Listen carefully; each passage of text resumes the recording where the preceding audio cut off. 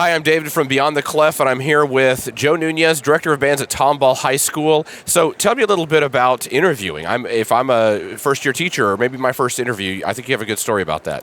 Yeah, well, obviously, as probably most people are taught in college, you need to dress professionally and how to prepare your resume and go through a practice of what questions you might be asked and so forth. And I was fortunate enough to begin my career as an assistant band director at Wells Middle School in Spring ISD many years ago, and Richard Crane was the director of fine arts at the time.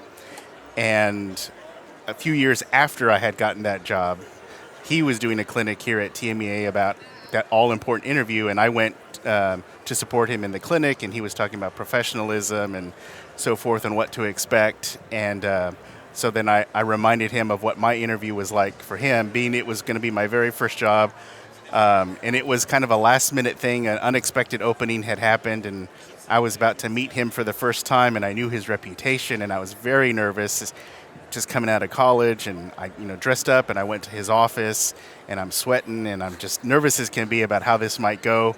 And I walk into his office suite where his secretary would be sitting, but she had gone to lunch, so there was nobody there, so I was just in there, not sure where to go or what to say.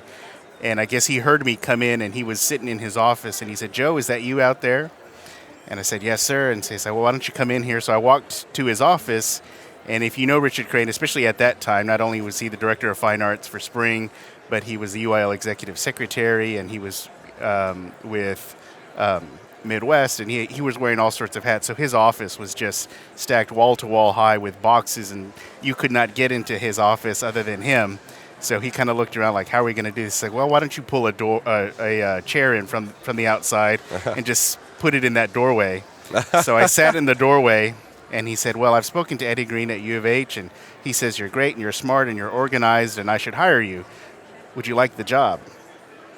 I was like, "Yes, sir." It's like, "All right, well, you're hired. Let's go down and talk to HR and get this." And that was the extent of my interview. So it was nothing as he had described in his clinic of what to expect in a job interview. So since then, I'm sure you've interviewed a lot of people. Yes. Over your career. Give me some tips for those of our listeners out there that are about to go through this process, right, or maybe going through it for the second or third time. Right.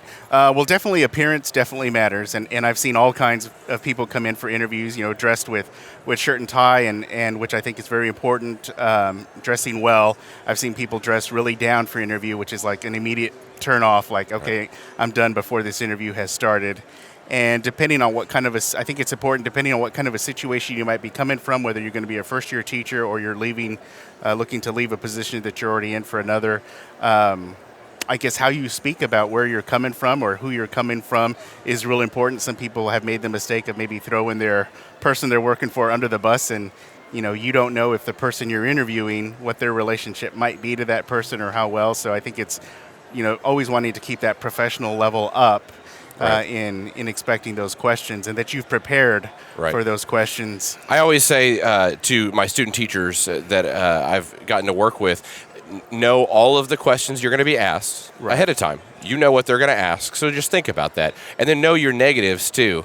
Go through everything that would be your negatives and have an answer to that. Right. And it's not that you have to defend yourself, but it's sometimes that you have to go through and address it. And I Sure. think people appreciate that, especially in the hiring process, because I know, looking at your resume or hearing about you, what it is. So I want to hear it from you and how you're going to fix that, or right, how you're going to address that. Right, absolutely. Yeah. Yeah. Well, thank you so much for those tips. Sure.